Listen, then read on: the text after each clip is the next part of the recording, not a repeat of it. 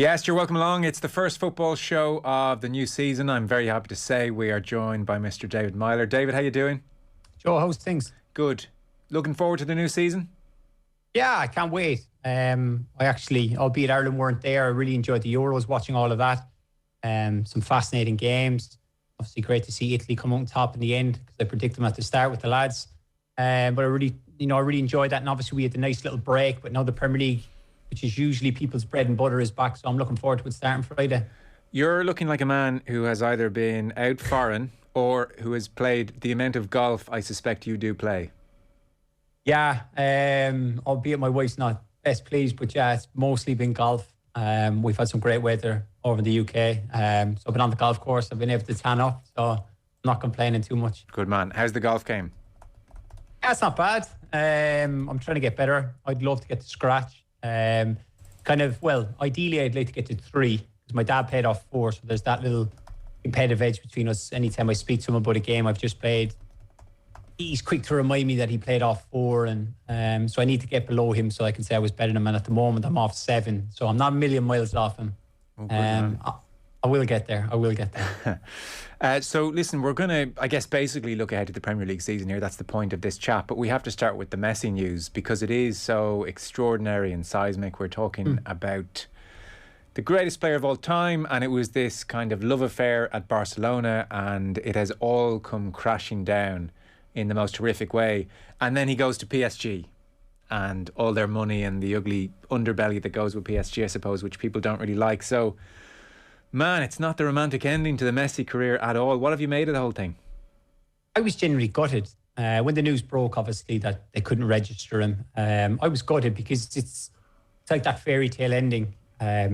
He's been there since he was 13 years of age, been there 21 years. There's kind of all the accolades, the amount of league titles he's won, the Champions Leagues, the Ballon d'Ors. It's kind of like you want him to finish his career at Barcelona. You kind of want him to start and finish it all there. But obviously, Barcelona's in a massive disarray. It's absolute mess, the whole entire club. I know people have been quick to say, a lot of that's Messi's fault with, the contract demands, which he's been paid, the money he's been paid the last few years. But it's quite easy to say that, because we've seen the impact Messi's had at PSG already this morning with the, I think it was 200,000 shirts were sold in a minute, with Messi 30 on the back. Like, I actually looked for a shirt for my kids, they're £100. Imagine like how much money that is already. Their social media has gone through the roof. I believe they doubled in Twitter followers from 19 million to 40 million. Like, it's just so much with it. It is a shame that he's left. Albeit, I know people have been quick to say, could he play for free? I don't think people really have been aware of what's kind of going on, that he couldn't have. They just literally couldn't register him. Once his contract expired, they couldn't re-register him, even if he offered to play for free. But listening to his press conference has been interesting. He's just constantly talking about winning that 5th Champions League. That's the big one for him, and that's what he wants. And, PSG have the best side. He's given himself the best opportunity to do it. Yeah. So he joins this summer alone Wijnaldum, who I think has doubled his Liverpool wages. So that was a straightforward decision for Wijnaldum. Sergio Ramos goes in. Pereira signs Hakimi. They've signed Hakimi, brilliant full back, for 60 million from Inter. Donnarumma, the player of the Euros. Now Messi goes in. So presumably it's Mbappe, Neymar and Messi up front next year. When I think of Pochettino, I do think of high energy and pressing. And with Messi and to a lesser extent Neymar, I wonder, is Pochettino going to have to make some adjustments here? Like, is there any aspect to this which gives Pochettino a bit of a problem in the latter stages of the Champions League for all the riches?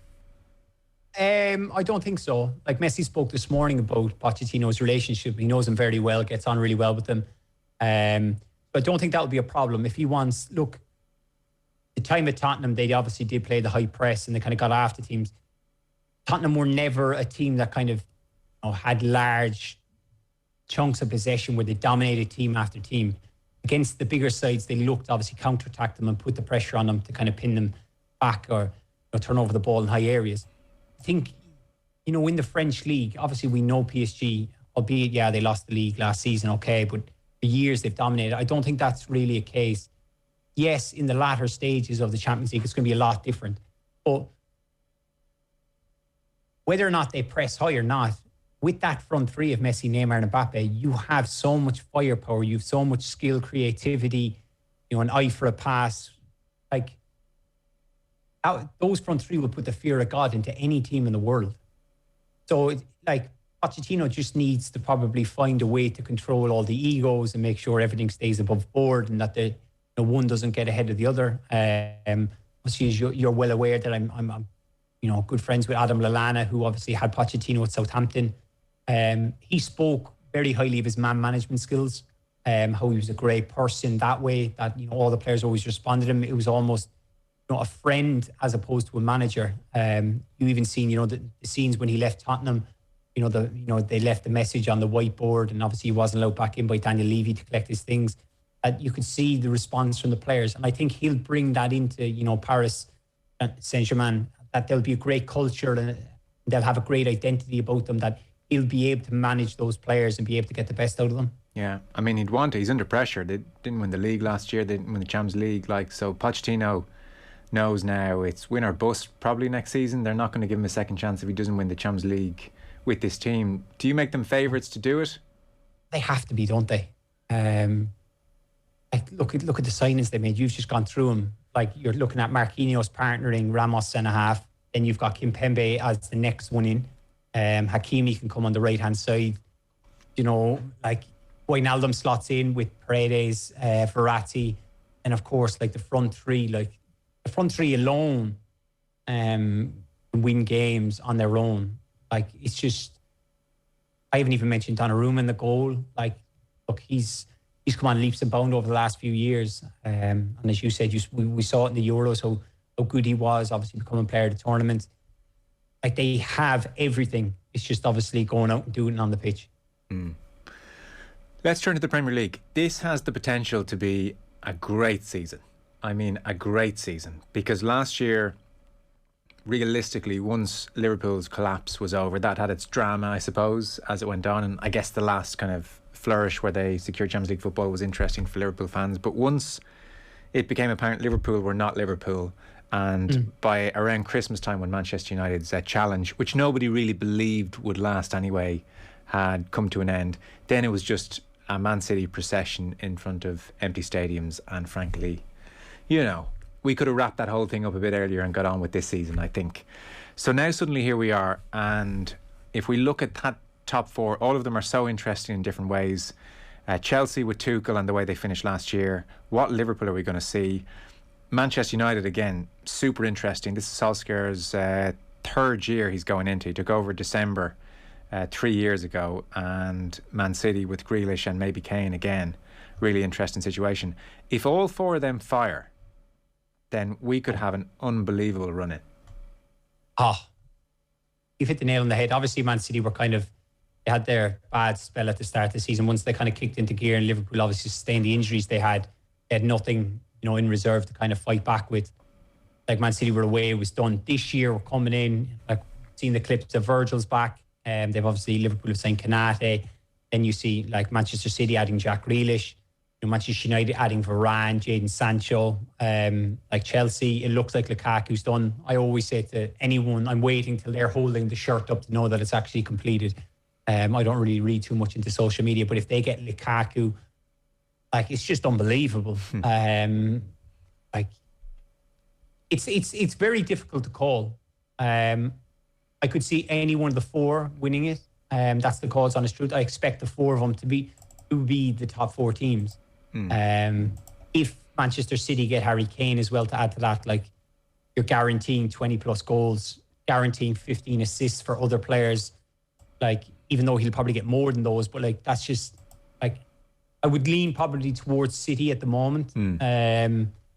Liverpool have a big challenge. Obviously, losing Wijnaldum, they haven't replaced him in midfield. Obviously, Thiago kind of started to come good towards the back end of the season, but still expected him to kind of go after another midfielder. Renato Sanchez has been linked. Yuri Tielemans has been linked. Then you've got the front three. Salah obviously put the numbers up last year, but I felt that his performances weren't at the level that he had set for himself over the previous seasons. It's going to be interesting to see how he bounces back. Mane, he came out and was open and honest about it. He tried everything to kind of regain his form. Firmino, there's always been that question mark over the goals. even so, he's, front pressing and the way he goes after things has always been a lot better. And you look at it as well with Liverpool. Like Shaqiri is asked to leave, which is understandable because he wants to play first team football at his age. Origi, there's talks of him going. And you've got, the two African lads have obviously got the African Cup of Nations in January, which they're both pivotal to both their countries. So you expect them to go. So like, what does Jurgen do in terms of January onwards if Liverpool are thereabouts? Like, it's an endless discussion because you can talk about Chelsea. They get Lukaku. Is that man to put the ball in the back of the net for him? I know they've lost Giroud, and Tuchel has said that he likes a big, powerful centre forward. We've seen the season Lukaku's off and into Milan. They're going to be thereabouts. Their confidence is sky high after winning the Champions League. Tonight they've got, the Super Cup, which he'll want to win to kind of kick them on in that, front form of winning and just give them that little bit of taste of lifting another trophy, kind of to get them ready for the Premier League season. It's just so much. And United, there's been this question mark over, the partnership with Harry Maguire. Who is it? Lindelof, who got the nod for large parts, or Bailly? Then they just go and take Rafa Varane from Real Madrid for 40 million, which is an unbelievable signing. You think the Champions Leagues he's won, and the World Cup, the experience he brings. I know people have questioned whether or not he'll be able to adjust to it.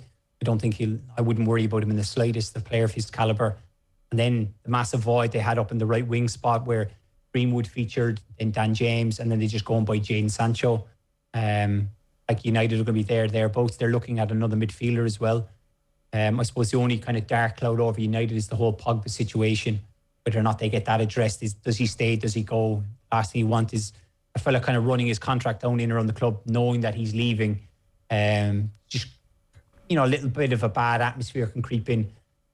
So they would be ideal for Manchester United to get that sorted straight away. But it's just so much to look forward to, Joe. Yeah. Well, let's dig a bit deeper into those four for a moment then. So let's go with Liverpool. Obviously, you're very close to Liverpool and have a real sense of what's going on. I suppose the optimistic version of events would be that last year the intensity of the previous few years just caught up with this relatively small squad, and the injuries happened and nobody could cope with those injuries, and we saw a more stressed, maybe tired Jurgen Klopp, and for a while there it was looking really worrying. And then they finished the last 10 games of the season unbeaten, 26 points from 30, Alisson with the injury time winner, and they sign off and Champions League football secured.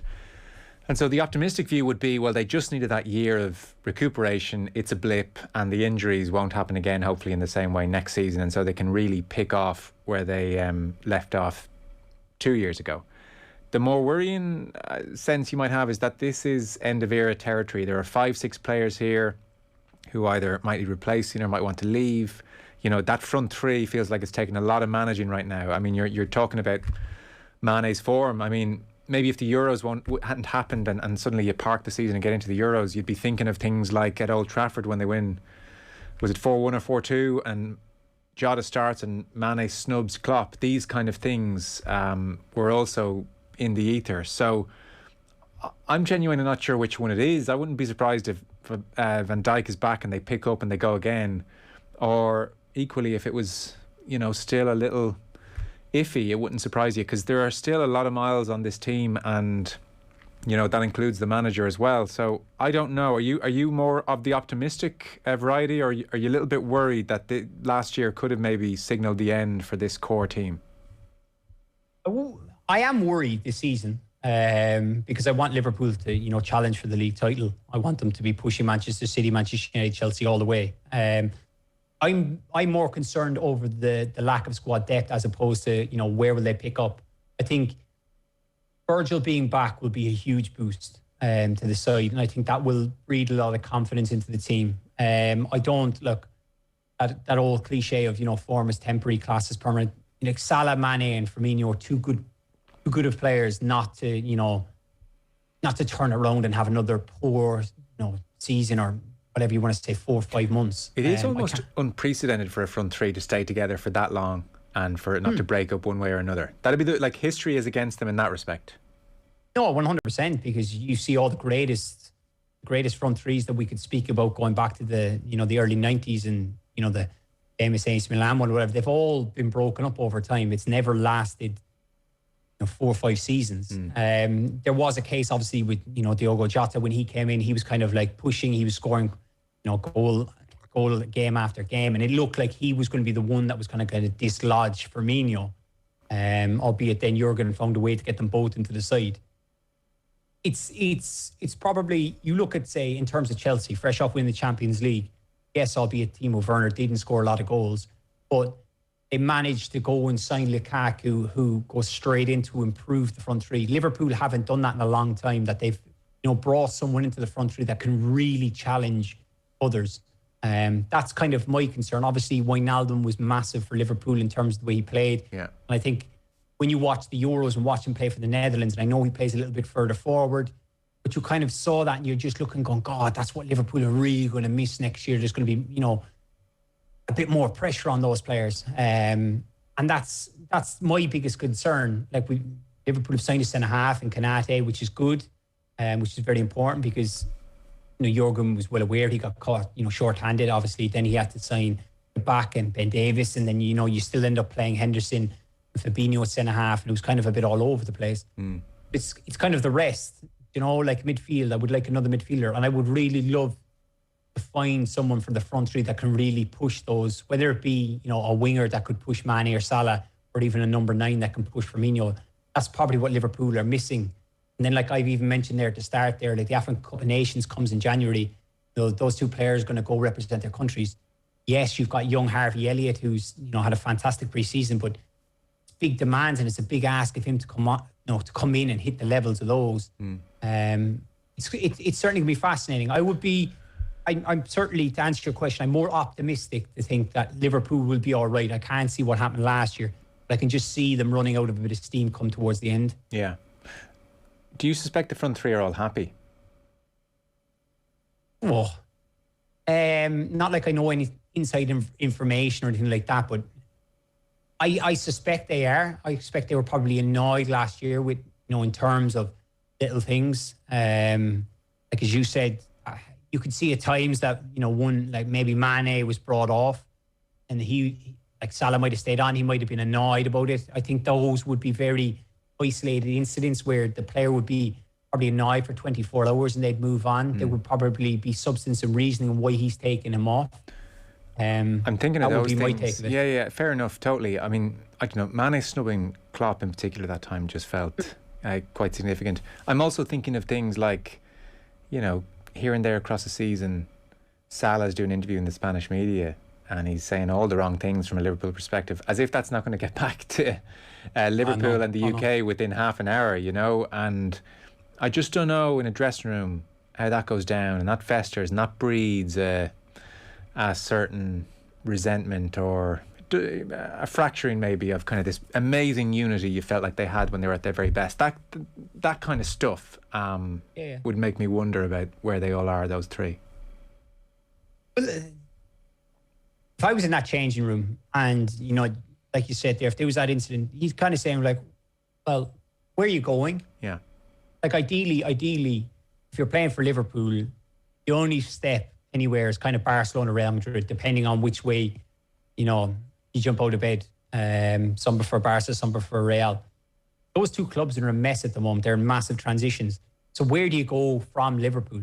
That is the big question. Like, okay, Paris Saint-Germain potentially, but are you going to... They're full up. yeah. Are you going to dislodge Messi, Neymar and Mbappe? Yeah. Probably not, no. So, like, look, there's always cases and incidents where I remember being at Old Trafford once and, like, Jordan was taken off and it seemed he snubbed Jurgen. But then, like, I know firsthand that he loves and respects Jurgen. So it's like there are moments where you're going to be, hot and bothered. I look at my own time in my own career. I had a huge argument with Martin O'Neill after, we got hammered 5-1 by Wales. But that's someone I greatly admire, and, you got sorted out that evening, and you move on, you forget about it. So I'd expect the 3 of them to be high and flying. They've had their break in the summer. Like, look, Salah was obviously stopped going to, the Olympics. He wanted to go play, which is fully understandable. But But I expect, the front three of them to be, ready for the Norwich game when it comes. I guess the last interesting figure in all this, and the important one, of course, is Klopp, because last year he looked just so frustrated with the schedule. You suspect a lot of managers really didn't like not having fans and the energy that they bring, and you suspect he has a more philosophical view of football and what it's about, and so you suspect he really didn't enjoy that season. He was frustrated with officials, he was getting into arguments. I think him and Chris Wilder had this ongoing spat again, and he just looked like somebody that I don't think was going to walk away, but just had lost a bit of something. And so you're now desperately hoping, if you're of a Liverpool persuasion, that he comes back rested, enthusiastic, and the Klopp that you knew from 2 years ago as opposed to last year. I don't know what your sense of where he is in his career. No, I think he's still 100% committed to Liverpool, and he's fully focused now. I think when we look back at the period you're talking about, I think he was probably worn out, fed up. Nothing seemed to go Liverpool's way, in terms of the injuries to centre-halves, midfielders picking up injuries. Even when Fabinho and Henderson went back, they got injured. You're looking at then, can your front three dig you out? Then Mane and Firmino weren't firing. I think he was just probably at the point where he's kind of gone, this is gone, this season's over. Yeah. And then we spoke about kind of the last 10 games where they picked up an incredible turn of points, that there was probably a good feel-good factor around the place then, that they kind of got a bit of momentum. But there was just that large period, probably from January onwards, where, they was just fed up. I'd say he just wanted the season over, go away on holiday, just switch off, relax, not have to get up every morning thinking about what are we doing in training, who are we preparing for, you've got the Champions League games.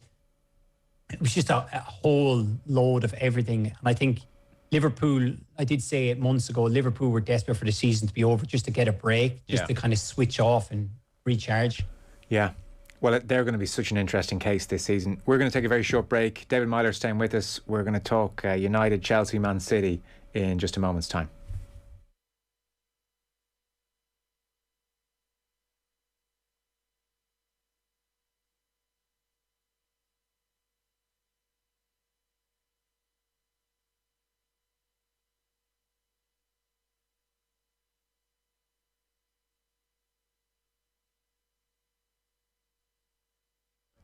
Yeah, you're welcome back. So this is the Football Show. Joe Malloy in this evening. Football and Off the Ball is with thanks to Paddy Power. For information on responsible gambling, visit gamblingcare.ie. We are looking ahead to the Premier League season, which gets underway this week. We have live commentary, by the way, of Man City against Spurs on Sunday for you, and then every Sunday thereafter. David Meyler is with us. We've talked a lot about Liverpool. We've talked some Messi as well.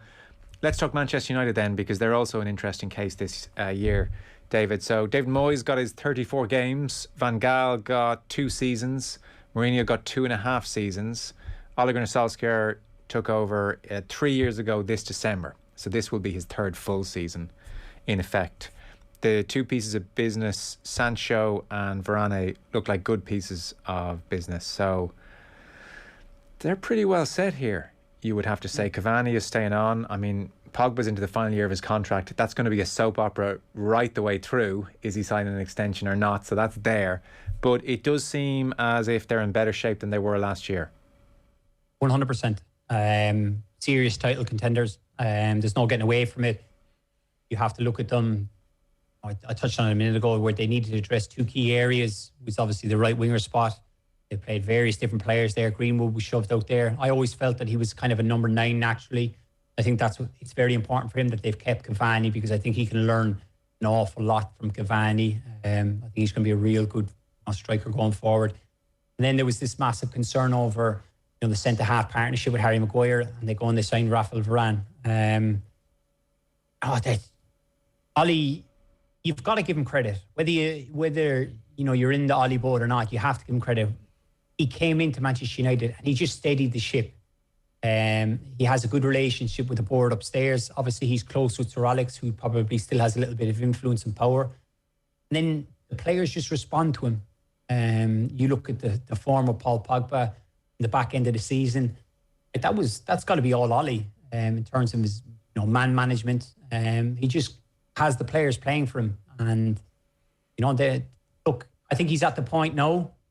Obviously, they finished second. They never really looked like they were going to win the Premier League title this year. No. It was kind of like you said earlier there, after the turn of Christmas, they kind of run a game together, and they seem to be closing the gap with City. Were always that bit further ahead of them. And they had obviously the disappointment of the FA Cup losing, where you kind of felt this could be a massive opportunity for Ollie to win a trophy. Then you've got the Europa League where you lose the final. So I think they are serious title contenders.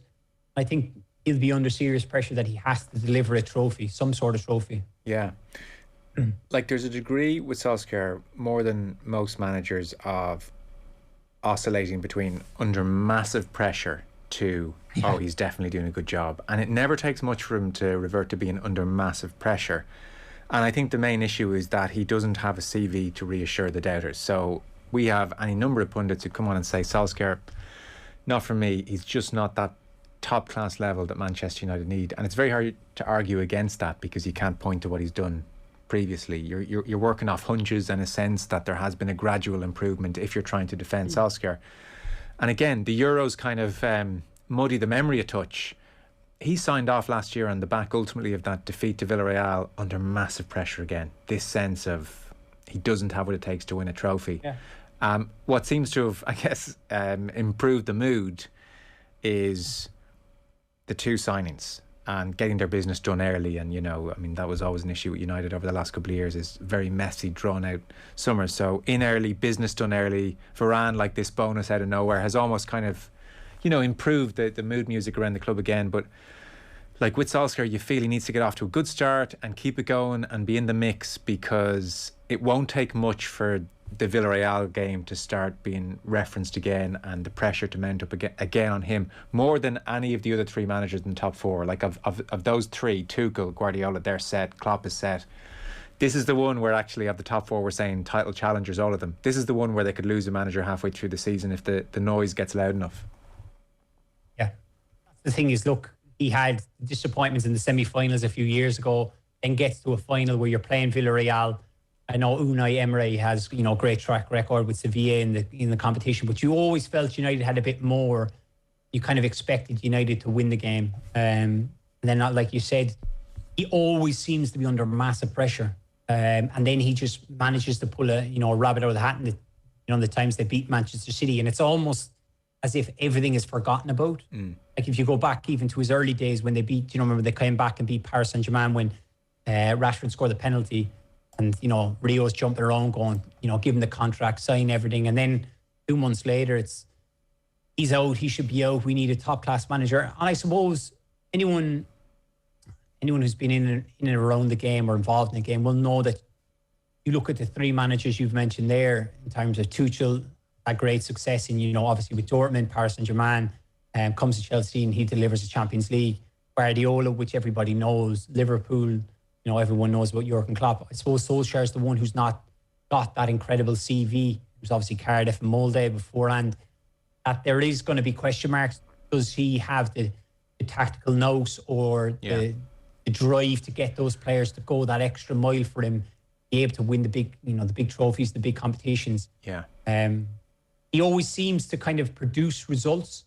Like he can pull off a certain game against Manchester City or Liverpool where they get results, but the big question is, can he do it for the entire season? Yeah, tactical nous gets thrown at him a lot on this show from different people, and like the thing about those results, the City results or the PSG results or the Liverpool results, it's real like counter-attacking, back to the wall type football. They're not really playing like quote unquote a top team would and meeting the opposition head on. It's very similar in approach to how a lesser team would take them on. Let's defend for our lives, and if we have a bit of pace, try and hit them on the break. So that's a concern. Against the top teams, they don't really ever control a game. They never control possession, really, is still one of the big issues. And then against some of the lesser teams, there are days they have gone out right across the season and lesser team have defended deep, and it just doesn't look like United will score all day. So those two issues still, I think, are a concern going into next season. They don't dominate possession, rarely dominate possession, and certainly not against a big team. And then on the days when they do against a deep-lying defensive team, they can just look like they're short or running out of ideas. So, I don't know, Sancho, Cavani, I guess, does Varane let you play, McTominay, Fernandes and Pogba in the middle? Is it like a 4-3-3 they're going to go with now? Because it was always McTominay and Fred for the big games, and then, well, why don't you have Pogba in there? And it's because, well, maybe they don't trust Pogba and or the back four. So, you know, this is the kind of complicated picture just beneath the surface of, well, things are improving. Like, there are still some major kind of concerns there. Yeah, no, there is. Like, you talk on what will they play. They kind of always played that 4-2-3-1, 4-3-3, whichever way you want to cut it up. Yeah. I think what's massive for Pogba this season will be Rafa Varane. I've touched on it before with Pogba. They said he should be the kind of leader in the group and kind of that one spurring everything on. We look at the impact, say, Bruno had, that why can't Pogba have something similar? If you look back at, like, Pogba when he played with Juventus, he always had huge characters around him in terms of Bonucci, Cellini, you know, Pirlo, Matuidi. You know, people obviously he greatly looked up to, greatly respected, and he could just concentrate on his football. And I think the whole signing of Varane would be massive for Pogba because it's a French international that he's probably played with for the best part of 7-8 seasons. Someone that knows, like, Varane will know Pogba, he'll know what to do with him, how to talk to him. That it could be like him and Harry kind of form this partnership where he's all like, he can demand more from Pogba in probably terms of knowing him that well that others probably can't. Where I'm not going to say there's a level of disrespect in terms of Pogba, but he's the biggest star at Manchester United. He's kind of the biggest attraction. That could actually benefit him massively in terms of, you know, you're talking about there's that defensive discipline with France. Of course, he plays against Kante and we know how good he is. But Varane can potentially get a lot more out of Pogba just from knowing him better, that he can demand it out of him more. Well, we'll see how they go. And on the point I made about where they've often sucker punched those bigger teams and then often struggled against some lesser teams, like, is that a fair criticism? Well, it has to be. It's the same with all the big teams. I suppose Manchester City are probably the exception where they just found ways to score against every team. Season previous to that, like Liverpool found ways to score goals in the last few minutes against teams that had, you know, 10, 11 players behind the ball, gathered around their box, you know, trying to make it difficult. That's the one that has been thrown at United. It's kind of like it's almost as if the players run out of ideas at times. It's almost, and then that comes back to, well, are they being coached in these certain situations? Of course they are, but it's a lot of the coaching work that will be done with these players across, you know, the top levels. A lot of it is, you know, defensive. You know, you do a lot of defensive work. You'll do playing through the thirds, getting the ball. And then it's up to your front three to be creative, that you have the imagination to go and do something. That's why we applaud and we love and we talk about Messi. It's just he has the ability. Yeah. Now, there's not many on his level, but you have the types of a Sancho who can get the ball and face someone up 1v1 and go and do something to create a chance for another player. Yeah, because that's where you felt Cavani was on a slightly different plane to what they had last year. As promising as Greenwood is and as good as the others are, Cavani seemed to have that ability to throw in a clever bit of movement in a crowded area and, you know, just get his head in at the front post or peel off and find that little bit of space. And it almost, I mean, it was brilliant, and it's great, I'm sure, for Solskjaer that he's staying on, but it almost highlighted how alone he was in that respect.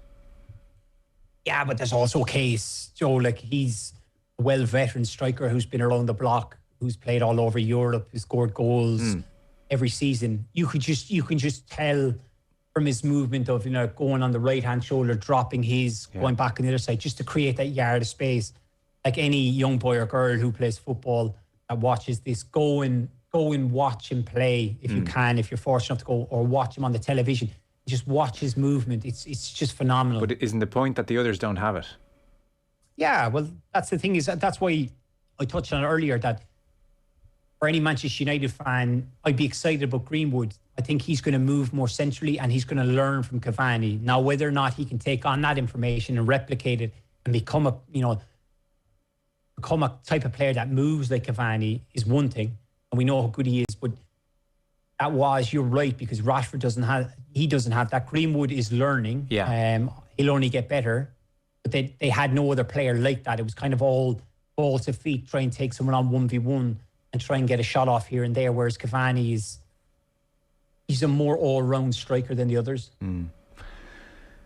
Chelsea, I mean, a lot of people saying Chelsea will be closest to City for obvious reasons. I mean, you take the trajectory of last year and you can see why. Thomas Tuchel just arrived and took control of the whole thing instantly. Almost instantly. From his first game, really, he decided on a formation and they just played on through and obviously won the Champions League. So Tuchel's family, I was reading, have now moved over to London. He has signed a contract extension. You remember he was given a very short contract early on and he said, well, like, what difference does it make? They'll sack me if they want anyway, so I don't mind if it's short. And now suddenly, obviously, he's a bit more safe in his position. And then Lukaku looks very likely for 100 million. Like... So you take his 30 games, Tuchel's 30 games, 19 clean sheets. He sorted that area out pretty quickly. And you take Chelsea's top scorer last year in the league, Jorginho, with 7 goals. So you add Lukaku into this mix and what he has to play around him, and, you know, Kai Havertz blossoming, you think, and all the other talent there. Geez, this gets very serious very quickly for the rest of the league with Tuchel. I think that's why they went and spent 100 million. I imagine Abramovich, when when they won the Champions League, was kind of looking, kind of going, wow, like we start, under Frank in the first 4 months, we were all over the place. Yeah. He scored a goal. Werner, you're thinking, oh my God. And then, as you said there, Jorginho is the top scorer, 7 goals. I imagine 7 are penalties. And then you go and you sign a Lukaku to throw into that mix. Like, the biggest thing, I think, when you go back to Tuchel taking over was, he brought Azpilicueta straight back in. Yeah. Reinstated him as captain, and the rest is history. It's just that model professional. Anyone who knows him, I've come across him a handful of times. Excellent guy, top professional. Everyone speaks so highly about him. I don't know what happened with Frank. But then you've got Reece James, Ben Chilwell. He's just Tuchel has got them all playing in a certain way, and they were like you touched on it there. The amount of clean sheets they had. And then you're just hoping that, your front three can kind of obviously produce a moment to get a goal. Chelsea will be a serious threat. And I'm probably slightly biased because I support Liverpool, but definitely, Chelsea will be thereabouts. Yeah, it's amazing. They looked like such a complicated, confused squad under Lampard. I don't mean the players themselves confused. I just mean, how does this all fit together? And it's like Tuchel arrived and it just made sense of it very quickly. And it looked, well, like, geez, there's no other way they could play. Of course it's this way. And so you've Mount, you've Pulisic, you've Hudson-Odoi, you've Ziyech, you've Kai Havertz, and now you've Lukaku, and then the brilliant defence. I mean, it's hard really to see a weakness. And you've Kante, who spent some of his time on the right wing under Lampard. Again, you kind of wonder how that's happening, not least after the way he played at the Euros. So, look, that is pretty scary. That's going to be really interesting to see how that goes over the next couple of months. And that brings us to City, who most people are still tipping to win out. What's Grealish going to give them? We'll come to Kane in a second. Their desperation to get Kane is very real. What's Grealish going to give them that they were so keen to get? Because I'm sure you're over in the UK listening to a lot of media there. You listen to TalkSport or various talk shows, and I'll hear Trevor Sinclair coming out and defending City all the time and the money they've spent. He's often forced into spokesperson role, and one of the things that's often said, and so it must be a club policy, is we don't spend, we haven't broken the transfer fee record. We haven't done that. And what they do is they buy a bunch of people for 60 million and it all adds up. So they are breaking the habit of the last number of years by going so big for Grealish and from their perspective hopefully Kane as well. What is it about Grealish that they said, yeah, 100 million, that's a part we need? I think with Jack, it's the arrogance in the way he plays. Kind of like the shorts up high, the socks down low. Just wants the ball all the time. He's not scared. I don't think anything phases him. Even his interviews after he'd signed, kind of I've no problem that the 100 million, just a number. Kind of, I genuinely believe that. I don't think he's one of those that it would play on his mind. Yeah. It's just, you look back at, when he played with Villa all last season, it's just his ability to pick the ball up in wide areas. And he's like a magnet to bring defenders towards him. And then he can suck 2 or 3 players around him because the ball is glued to his foot. And I've played against him a handful of times. He's so difficult to get the ball off. He can manoeuvre it so well. And then the beauty of it is they've spent 100 million because of how good of a player he is. But can you imagine slotting him in alongside all the rest of them? Where will he go, David? Where will he go? Well, I was actually, I think it was on with Nathan one day and I was talking about it. And I wouldn't be surprised if Pep played him as a false nine. So get him involved as much as possible. Yeah, kind of like someone kind of, he would be put down as the number 9, but be able to drop into the 10 with some interlinked movement or whatever. Now, I'm saying this now, don't get me wrong, before anyone pulls me. If they sign Harry Kane is going straight in as the striker.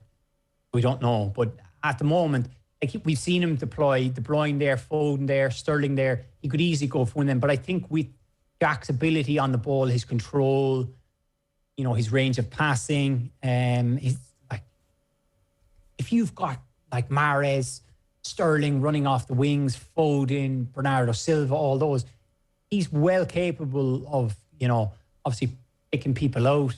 But then also that whole thing of, if he's in that space, then he's going to drag a centre half out. A holding midfielder is going to drop back, which then can, you know, free up Kevin De Bruyne or one of those various other players I've, you know, named who are playing in different positions in and around the pitch. He's just got it. Where I'm going with it is kind of, if you remember Fabregas with Spain in 10 and 12, that kind of, you know, maverick up front who's not really a striker, but is very comfortable on the ball, who can see things. Because if he plays him wide left, then where does he move Sterling? Does he move Sterling through the middle? I suppose, Joe, it's not a bad decision to have. No, and there's enough games whereby you can, you know, keep them all fresh and you know, interchange a little bit as the season goes. So I guess the Kane thing is very interesting again, because they really are pushing for Kane. Like the one team in the league who you would think can play with a false 9 and really make it work, and we've seen them make it work, are really now pushing for a striker. So what is it you think that Guardiola suspects they're missing here without a Kane type? Like, Kane's a phenomenal player, so it's not really like, why would they want to sign Harry Kane? Who wouldn't want to sign Harry Kane? But they really are going after him, and yet they worked last year just fine with the false 9 for a lot of the season. So what is it you think Guardiola thinks they're missing without that number 9 type figure? Well, I think the false 9 has always probably been for, you know, an individual game or a small period that, you know, Aguero's picked up a knock or Jesus has paid up with a knock that they've not played the outright striker. Yeah. I think it's never been, like, with reference I used was Spain. Spain went in with no, you know, striker, that they kind of wanted to play Fabregas there, whatever. Actually, it was Barcelona won it. Spain had, pardon me, they had Torres and Villa. They would have had Torres, yeah. No, Spain. Yeah, Spain, yeah. he did do it, but it was more kind of Barca, right? But whatever, going back to the point I'm making, was, I think they're just crying out for that. Like, Aguero was their goal getter. He was the guy who was going to get you 20 plus a season. You knew if he could stay fit, get him on the pitch, he got you 20 plus goals. And I think he's desperate for that. And I think Harry Kane is someone who's done it year in, year out. Like, albeit if he moves to Manchester City, he'll probably get a lot closer to Alan Shearer's record this season. Yeah. You'd expect him to break in 2 or 3 years. So that's the big thing, is kind of Guardiola is probably crying out for, I can have all these players around him, but I want someone who's going to stay in between the width of, you know, of the goal, and who's just going to get me 20 plus goals a season. Yeah. So that means they did a remarkable thing last year, really, in getting through so much of the season and winning with the false 9. You know, it was like not managing the situation, but definitely not Guardiola's preferred way of doing things, and still it worked to plumb. Yeah, but he has, even if you look back to his, you know, time at Barcelona, he still has a particular way of playing. It's slightly evolved over time, but it's more or less like the same. You imagine anyone who's a big football fan will be fascinated when you hear, you know, ex-players talking about Guardiola and what he goes on about, and that one with Barcelona where the players have to move and you have to make the run regardless of you not getting the ball or not even showing for the ball, to move the opposition around. And, you know, Manchester City do a lot of that.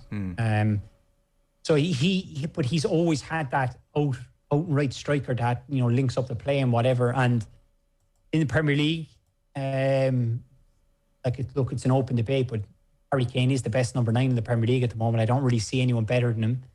And if they can get him, it's obvious that Harry Kane wants to go and try and win trophies. He's spoken about it openly, that he wants trophies. And I think there was some stat came out, I believe, after the Europa League final. If you remember the boy, Forsyth, the Argentinian boy, was at Tottenham. I think he was the 52nd player who'd played with Harry Kane left and gone on to win a trophy. I do think it's playing on Harry Kane's mind.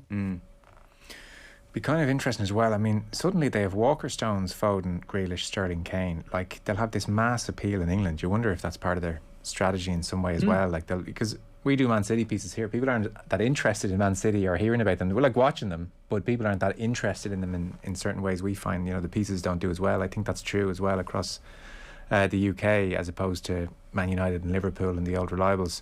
So give us your 1, 2, 3 and 4 there, and how close do you think it's going to be?